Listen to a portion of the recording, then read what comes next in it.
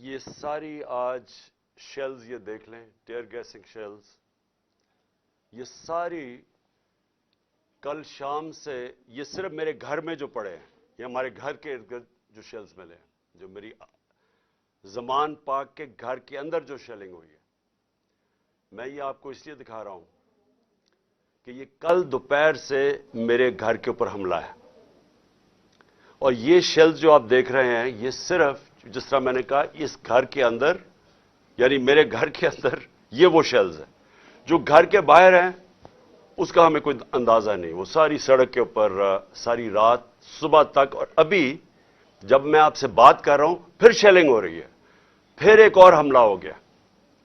تو میں اپنی قوم کے سامنے ایک سوال رکھنا چاہتا ہوں کہ یہ کون سا میں نے اتنا بڑا جرم کیا تھا کہ میرے گھر کے اوپر حملہ، کبھی کسی پولیٹیکل لیڈر کے گھر کے اوپر اس طرح شیلنگ نہیں ہوئی. اور وہاں عورتیں تھیں، ہمارے نوجوان تھے، ان کے اوپر جس طرح اٹیک کیا گیا، اس کی کوئی تو کیا وجہ تھی؟ میرا جرم کیا تھا؟ جرم یہ تھا، ذرا میں آپ چاہتا ہوں غور سے سنیں میرا جرم کیا تھا. ایک کیس لگا ہوتا ہے توشہ خانہ کا، جو توشہ خانہ کا کیس میرے اوپر ایک الزام لگایا گیا، اور شکر ہے اللہ کا کہ وہ الحق ہے، وہ توشہ خانہ کا سب کے سامنے اب ریکارڈ آ گیا. میں چیلنج کرتا ہوں کہ جب یہ کیس سنا جائے گا، اگر کسی نے ساری چیزیں جائز طریقے سے، یعنی جائز طریقے سے، توشہ خانہ کا مطلب ہوتا ہے کہ جو آپ پریزنٹ آپ کو جب گفٹس ملتی ہیں تو ان میں سے جو آپ رکھنا چاہتے ہیں ایک قیمت ادا کر کے لے لیتے ہیں، وہ آپ کی پراپرٹی بن جاتی ہے. یہ توشہ خانہ ہے، اور یہ 70 سال سے یہی ہے. اور یہ جو کہتے ہیں کہ وہ اچھا جی وہ آپ کو کوئی بڑا تحفہ ملا تھا، اسٹیٹ گفٹ، جو آپ چیز خریدتے نہیں ہیں توشہ خانہ کی، وہ آکشن ہو جاتی ہیں، وہ کوئی عجائب گھر میں نہیں رکھی جاتی.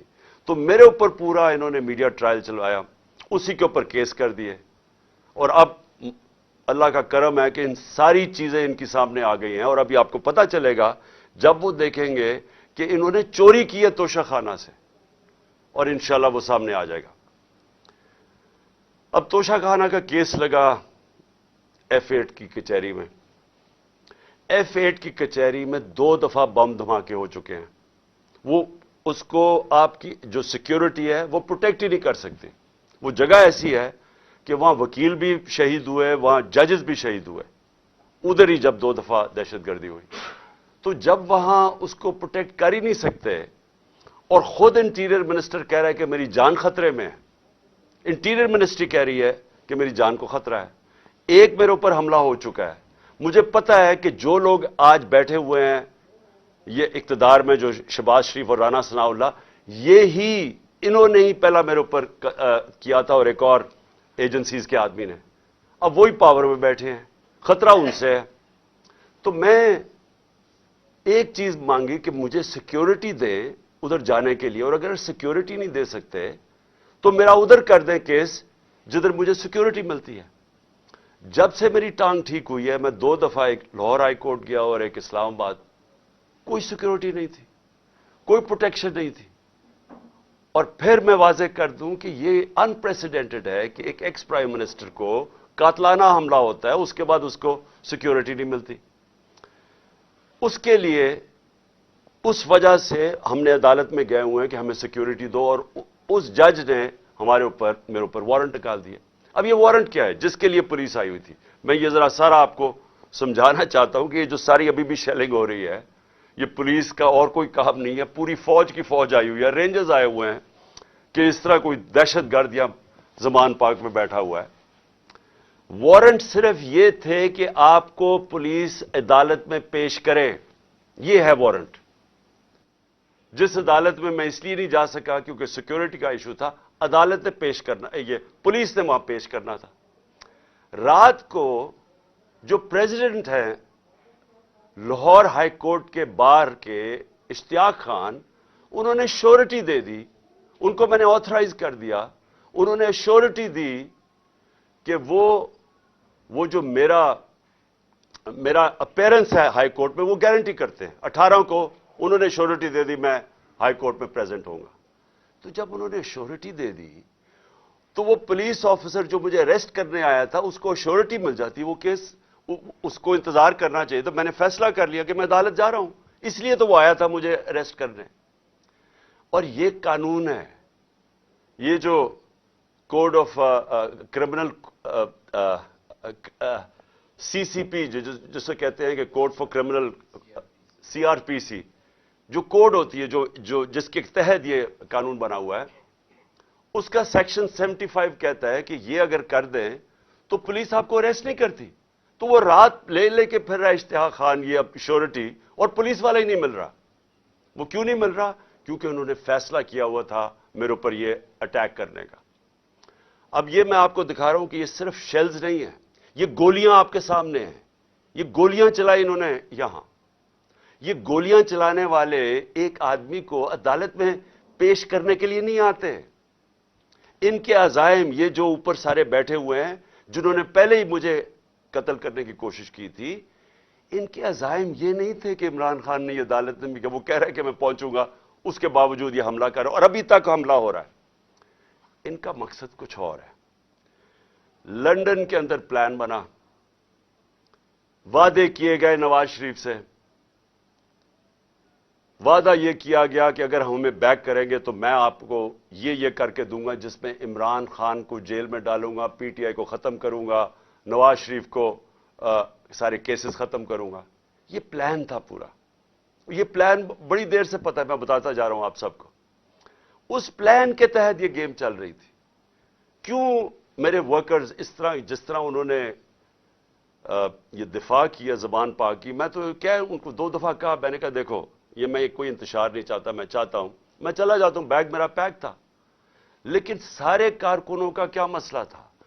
ان کو پتا تھا کہ جب سے ہماری حکومت گئی ہے ہمارے لوگوں کو تشدد کیا گیا جیل میں. کسٹوڈیل ٹارچر کہتے ہیں اس کو. جیل کے اندر تشدد کیا گیا. اعظم سواتی، شہباز گل، ہمیں پتا ہے ارشد شریف سے کیا ہوا، ہمیں پتا ہے سوشل میڈیا کے لڑکوں سے کیا ہوا، اور ہمیں پتا ہے کہ وہ درویش، وہ جو اسپیشل انسان تھا جس کے پاس پیار کے علاوہ کچھ تھا ہی نہیں، ذل شاہ سے کس طرح انہوں نے اٹھایا اور اسے تشدد کر کے قتل کر کے سڑک پہ پھینک گئے. تو وہ سارے فکر کر رہے تھے کہ دیکھیں اگر انہوں نے یہ آپ سے لے گئے ایک دفعہ آپ کو، تو یہ آپ سے بھی یہ کریں گے. اس لیے انہوں نے رات سے وہ مقابلہ کر رہے ہیں ان کا، صرف اس وجہ سے. سو میں آج یہ پوچھنا چاہتا ہوں، میں وہ جو اپنے آپ کو نیوٹرل کہتے ہیں ان سے پوچھنا چاہتا ہوں کہ مجھے یہ بتائیں کہ رینجرز کو بھیجنے کا کیا کام تھا؟ میرے دیوار کے اوپر رینجرز چڑھ رہے تھے، اندر آنے لگے تھے.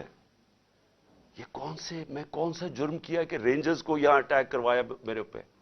اور جب رینجرز اور ہمارے لوگوں کا آمنا سامنا ہوگا تو کیا کوئی قوم سمجھے گی کہ ہماری اسٹیبلشمنٹ نیوٹرل ہے؟ اور کیا یہ کرنا چاہیے کہ رینجرز یعنی فوج کو اور عوام کا آمنا سامنا کروانا چاہیے؟ جب ٹی ایل پی آ رہی تھی اسلام آباد کی طرف تو مجھے تب آرمی چیف نے کہا تھا کہ ہم بالکل فوج کو سیولینز کے سامنے نہیں لے کے آئیں گے. تو اب کیوں آ رہی ہے؟ کیا وجہ ہے؟ کون سا جرم ہے؟ کیا جرم کیا میں نے؟ اور کیا وجہ ہے کہ اس طرح کی بے دردی سے، جس طرح کا ابھی تک سب کو یہ جو شیلز مارے گئے ہیں، گولیاں چلائی گئی ہیں، یعنی یہ کیا جمہوریت ہے؟ کیا ہم نے کبھی ہمارے 3.5 سال میں کبھی کسی کے اوپر 3 لانگ مارچز دی، پروٹیسٹ تھے، کیا ہم نے کبھی کسی کے اوپر یہ کیا؟ تو یہ کیا وجہ ہے؟ اس کے پیچھے کیا ہے؟ ہم سب سوال پوچھ رہے ہیں، ہم سب حیران ہیں کہ اس سب کا مقصد کیا ہے؟ چاہتے کیا ہے؟ کیا یہ وہ ساری وہی ایک تسلسل ہے کہ کسی طرح تحریک انصاف کو دیوار سے لگاؤ، لیکن اس سے بھی زیادہ عمران خان کو مائنس کرو بیچ میں سے، اس لیے پکڑنے آئے تھے؟ اور دیکھیں، میں آج اپنی ساری قوم کے سامنے کہہ رہا ہوں کہ دیکھیں میں نے پوری کوشش کی ہے جب سے میری گورنمنٹ گرائی گئی ہے کہ کوئی میری وجہ سے اس ملک میں انتشار نہ ہو. ہم نے سارے پرامن 70 جلسے کیے، سب پرامن. جب کوئی انتشار کا وقت آتا تھا، جب انہوں نے اسی طرح ہمارے اوپر ظلم کیا 25 مئی کو پچھلے سال، میں نے کینسل کیا، میں نے اس کو ختم کر دیا دھرنے کو، کیونکہ مجھے ڈر تھا کہ اب انتشار کی طرف جا رہا ہے۔ اس کے بعد 26 نومبر لاکھوں لوگ جمع تھے وہاں اس وقت پنڈی میں۔ ہمارا پلان تھا اسلام آباد میں جا کے دھرنا دینا، لیکن جب میں نے ماحول دیکھا جو انہوں نے پولیس جمع 30,000 پولیس جمع کی ہوئی تھی، تو مجھے پتا تھا پھر یہ تو جان کے چاہ رہے کوئی کلیش ہو، تو میں نے وہ کینسل کر دیا۔ ہم نے 8 مارچ کو ایک پرمیشن لی ہوئی تھی، انہوں نے ہمیں شام کو پولیس نے پرمیشن دی تھی کہ اپنی الیکشن ریلی جو ہم نے اپنی 30 اپریل کی الیکشن کے لیے کرنی تھی، پرمیشن ملی ہوئی تھی، روٹ اپرووڈ تھا۔ صبح لوگ آ رہے ہیں اور دیکھ رہے ہیں پولیس کھڑی ہوئی ہے اور پولیس کے جتھے کھڑے ہوئے ہیں اور لوگ ریلی کے لیے آ رہے ہیں، اور ایک دم پتا چلتا ہے کہ دفعہ 144 لگا دی جاتی ہے۔ کس وجہ سے؟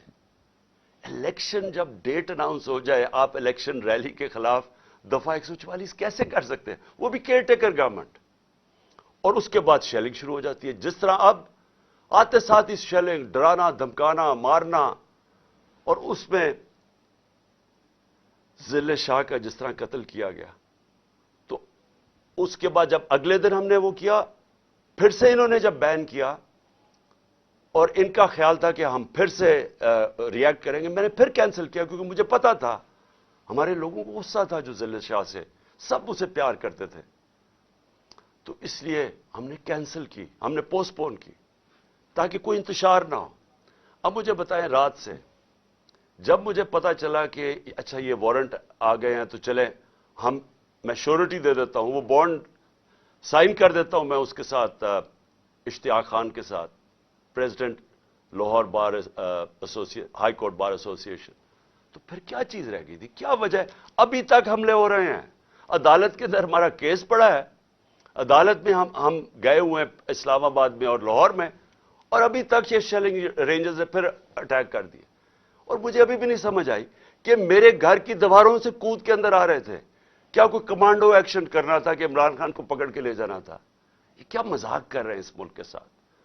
اور میں آخر میں افسوس سے کہنا چاہتا ہوں کہ دیکھیں یہ ملک کو ادھر آپ لے کے جا رہے ہیں، اور جو بھی اس وقت پاور میں بیٹھے ہیں، میں آپ کو یہ بتا دوں کہ ملک کو ادھر لے کے جا رہے ہیں کہ یہ میرے ہاتھ سے بھی چیز نکل جائے گی۔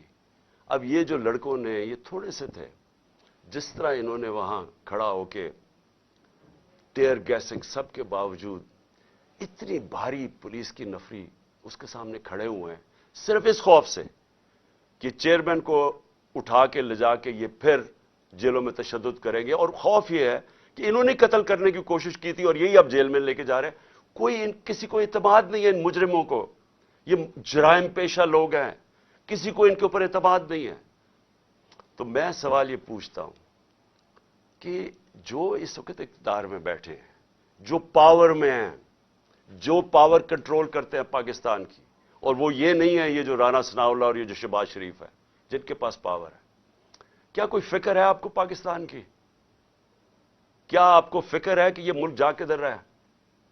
کیا آپ کو فکر ہے کہ میں اگر آپ جب بھی مجھے پکڑ لیں گے کیا ہوگا؟ جیل میں چلا جاؤں گا، زندگی موت اللہ کے ہاتھ میں ہے، عزت ذلت اس کے ہاتھ میں ہے، کیا کر لیں گے آپ؟ اور زیادہ پارٹی طاقت میں آئے گی، لیکن اس کا جو نتیجے میں جو رد عمل آئے گا وہ کیا فائدہ ہوگا پاکستان کو؟ کس کو نقصان ہوگا؟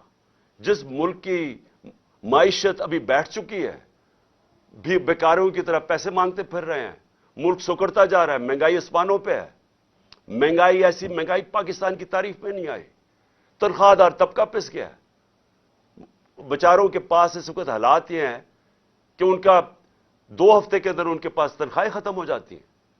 اس ماحول کے اندر انتشار پھیلانا، کیا یہ کوئی پاکستانی سوچ رکھے؟ یہ تو کوئی دشمن ایسے کرے ملک کے ساتھ تو یہ ہمارے ہاتھ سے گیم نکل جائے گی۔ یہ جو حرکتیں ہو رہی ہیں، یہ میری، اب یہ جو باہر لڑکے ہیں یہ میری نہیں سن رہے، جب ان کے اوپر یہ انتشار ہو رہا ہے اور یہ جو شیلنگ ہو رہی ہے وہ میری نہیں اب بات سنتے، وہ اب میرا کوئی کنٹرول ان کے اوپر نہیں ہے، اور جس طرح کی اب بمباری اور یہ سب کے ہاتھ سے نکل جائے گا۔ اس لیے میں کہنا چاہتا ہوں اپنی عدلیہ سے سب سے پہلے کہ دیکھیں امید صرف اب ہمیں آپ پہ رہ گئی ہے. یہ جرائم پیشہ لوگ جو گورنمنٹ میں بیٹھے ہیں یہ تو کوشش کر رہے ہیں کہ 80 کیسز کر دیے ہیں, یہ تو کیسز بڑھتے جائیں گے. یہ تو کوئی کبھی ایک عدالت کبھی دوسری عدالت, ان کی تو کوشش ہے کہ میں الیکشن نہ لڑوں, یا میں کسی جیل میں چلا جاؤں, اور یا سارا وقت الجھا رہا ہوں کیسز میں کہ کبھی ایک وارنٹ نکل رہا ہے. تو ہمیں تو صرف امید عدلیہ سے ہے, اور دوسری ہم امید لگا رہے ہیں اپنی جو اسٹیبلشمنٹ ہے اس ملک کی کہ کیا آپ کا انٹرسٹ پاکستان میں ہے یا نہیں ہے. تو یہ جو تماشا ہو رہا ہے اس کو بند کریں, ملک کا سوچیں. یہ جو بھی پلان ہے لنڈن کا اس کے اوپر نہ کام کریں. یہ ملک تباہی کی طرف جا رہا ہے, اور میری اپیل ہے آپ سب سے کہ اب اس ملک کا سوچیں. آپ جن کا جینا مرنا اس ملک میں ہے, ہمارے تو کوئی باہر نہیں جانا, میں تو کوئی لنڈن نہیں جانا جس طرح یہ سارا ٹبر اٹھ کے چلا جاتا ہے, یا دوسرا اٹھ کے وہ باہر چلا جاتا ہے. ان کی تو باہر پراپرٹیز اربوں ڈالر ہیں, ہمارا تو جینا مرنا یہاں ہے. تو میرا اکیلے کو فکر نہیں کرنا چاہیے, ہر اس پاکستانی کو اس ملک کا سوچنا چاہیے جو اٹھ کے لنڈن نہیں چلا جائے گا, جس کے باہر ڈالرز نہیں پڑے ہوئے. ان سب کو سوچنا چاہیے کہ ملک جا کس طرف رہا ہے. اور اپنی عوام کو آخر میں آپ کو کہنا چاہتا ہوں, میں پھر سے آپ کو کہنا چاہتا ہوں, میں پکڑا جاؤں, جیل میں بھی چلا جاؤں, جو بھی مجھے ہو جائے, آپ نے یہ جو حقیقی آزادی کی ہماری تحریک ہے, آپ نے سب نے اس میں شرکت کرنی ہے, کیونکہ غلام قوم کا کوئی مستقبل نہیں ہوتا. یہ جو ایک چھوٹا سا طبقہ اوپر حاوی ہوا ہے, قانون کے وہ اوپر بیٹھا ہے, ہر قسم کا ظلم کرتا ہے لوگوں پہ, خوف کے اوپر ملک چلاتا ہے, سارے ملک کے وسائل کے اوپر قبضہ کر کے بیٹھا ہوا ہے, یہاں سے پیسہ چوری کرتا ہے, ہنڈی والے سے باہر بھجوا دیتا ہے. ملک کا ساری چوری کا پیسہ آج ان کے بڑے بڑے بینک اکاؤنٹس اور لنڈن اور باہر مغربی کیپٹلز میں ان کا پیسہ پڑا ہے. صرف دبئی کے اندر 20,000 پاکستانیوں نے, یہ ابھی بلومبرگ کی رپورٹ ہے, 20,000 پاکستانیوں کا دبئی میں $10.4 ارب پڑا ہوا ہے. تو ملک کیسے آگے جا سکتا ہے اگر یہ ان لوگوں کے ہاتھ میں ملک رہے گا. اس لیے میں قوم کو آج کہہ رہا ہوں کہ آپ نے پوری طرح اس حقیقی آزادی کی جہاد میں شرکت کرنی ہے. پاکستان زندہ باد.